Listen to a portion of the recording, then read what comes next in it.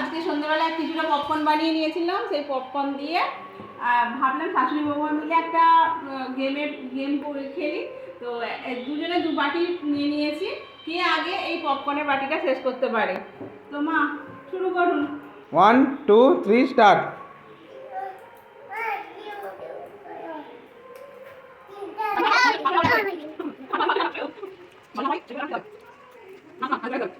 এবার ঠিক আছে, কাটি দিই। এবার দাও। দাও। দাও। বাটি ফাঁকা করে দিয়েছি।